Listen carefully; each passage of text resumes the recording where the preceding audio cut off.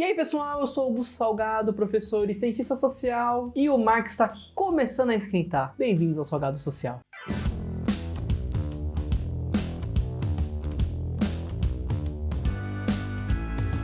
Continuando a série do Capital, esse é o vídeo 16, estamos atualmente no capítulo 8. Lembrando que se eu errar alguma coisa ou você não entender, manda aí embaixo nos comentários, isso realmente me ajuda a estudar e melhorar a minha didática.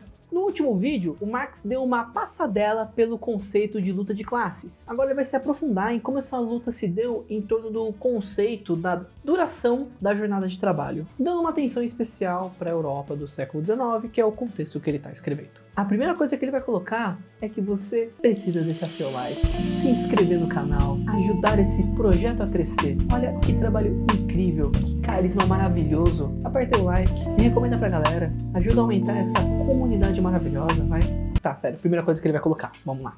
Na verdade, é muito necessário que você se inscreva no canal Salgado Social e deixe seu like. Parei. O capital não inventou mais trabalho. Onde quer que uma parte da sociedade detenha o monopólio dos meios de produção, o trabalhador, livre ou não, tende a adicionar ao tempo de trabalho necessário a sua autoconservação um tempo de trabalho excedente a fim de produzir os meios de subsistência para o possuidor dos meios de produção. Ou seja, sempre que existe uma elite que detém os meios de produção e o monopoliza, o trabalhador, para sobreviver, precisa trabalhar nesses meios e, como pagamento por esse uso, produzir também para essa elite sobreviver. De novo, um grupo minoritário que obtém sua sobrevivência sem produzir nada. Porém, fora da lógica capitalista, esse mais trabalho é voltado para produzir valores de uso, pensando mais em suprir necessidades mais pontuais. Porém, uma vez que essas necessidades são supridas, não vai haver uma busca por mais trabalho. Só que, quando os mercados começam a crescer e as possibilidades de troca se multiplicam, não mais o valor de uso estava em mente daquelas elites. O valor de troca passa a ser mais interessante. Não basta que os trabalhadores sejam submetidos a mais trabalho suficiente para sustentar essa elite. Agora, após produzir o suficiente para essa subsistência de todos, deve haver também um excedente para troca.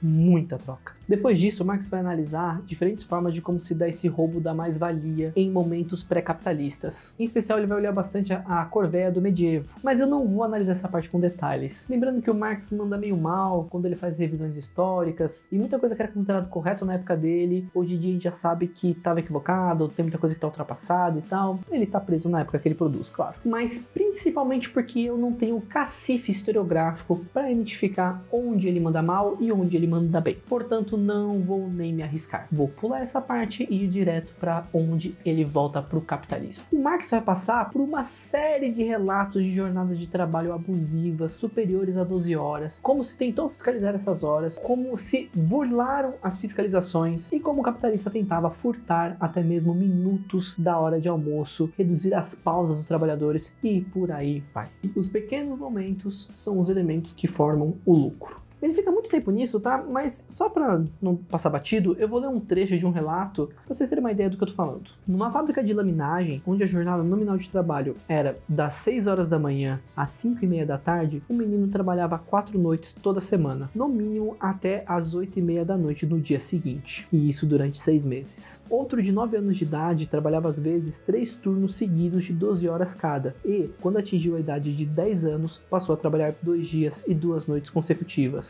Um terceiro, agora com 10 anos, trabalhava das 6 horas da manhã até a meia-noite por 3 noites seguidas e até às 9 horas da noite durante as outras noites. Um quarto, agora com 13 anos, trabalhava durante toda a semana, das 6 horas da tarde até as 12 horas do dia seguinte, e às vezes em 3 turnos seguidos, por exemplo, da manhã de segunda-feira até a noite de terça-feira. Enfim, são uma série de relatos de como as jornadas de trabalho eram abusivas e as justificativas que eram dadas para tal situação. São umas 20 páginas de exemplo para dar suporte no argumento de que a disputa entre trabalhador e burguês não é igualitária e dá ao burguês premissas de abusar de seus privilégios e acumular mais valor. Acontece que jornadas de trabalho excessivas vão exaurir a própria força de trabalho. O Marx faz uma analogia comparando a força de trabalho com o solo que se desgasta devido ao uso excessivo. Isso para dar a ideia de que o exagero da exploração do trabalhador pode vir a reduzir a capacidade produtiva da sociedade. A saúde e o bem-estar do proletariado são um interesse econômico, político e militar, pois são eles também que compõem as fileiras dos exércitos. O capital capital não se importa com a duração da vida da força de trabalho. O que lhe interessa é única e exclusivamente o máximo de força de trabalho que pode ser posta em movimento numa jornada de trabalho. Ele atinge esse objetivo por meio de encurtamento da duração da força de trabalho, como um agricultor ganancioso que obtém uma maior produtividade da terra, roubando dela sua fertilidade. Passa a ser uma preocupação do Estado, então, a preservação e proteção dos trabalhadores, porque a ganância e a concorrência do capital estaria disposta a exaurir a força de trabalho, porque aqueles que acumularem riquezas agora não terão que lidar com a falta de produtividade dos trabalhadores do futuro, conceito coroado na frase do Marx: depois de mim,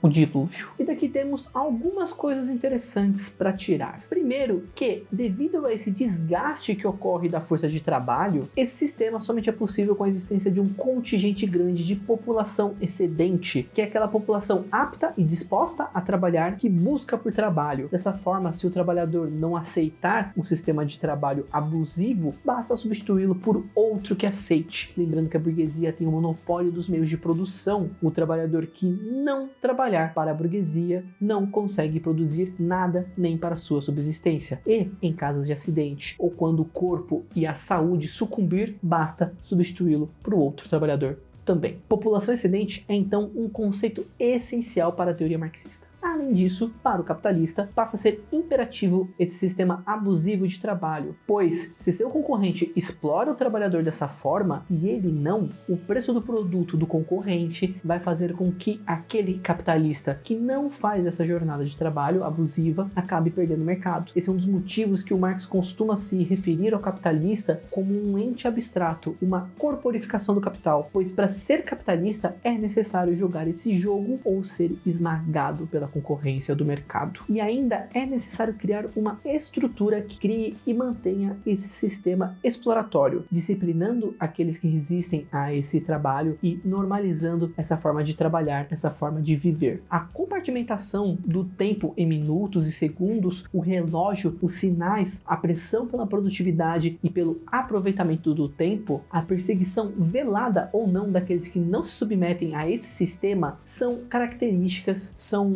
aspectos dessa estrutura que se forma para justificar esse sistema capitalista de produção. As próprias pessoas se policiando para ser produtivas, bons trabalhadores, a própria vida girando em torno do executar sua função no trabalho, a educação voltada à produtividade. São todos aspectos ideológicos para esconder a realidade de que a exploração do trabalhador, a fadiga, o esgotamento físico e psicológico serve para manter o luxo de uma pequena camada que não trabalha e não produz. Essa visão de que o jovem não faz nada até o momento que começa a trabalhar, de que aqueles que não se adequam nesse sistema são transgressores. Uma pessoa normal seria aquele que se comporta de forma conveniente ao modo de produção capitalista. Essa percepção é normalizada, naturalizada, imposta, mas para o Marx é apenas um construto ideológico para compor a estrutura do capitalismo e manter a burguesia e os proletários nos lugares em que já estão. Bom, é isso, galera. Deixa seu like, me sigam nas minhas redes sociais,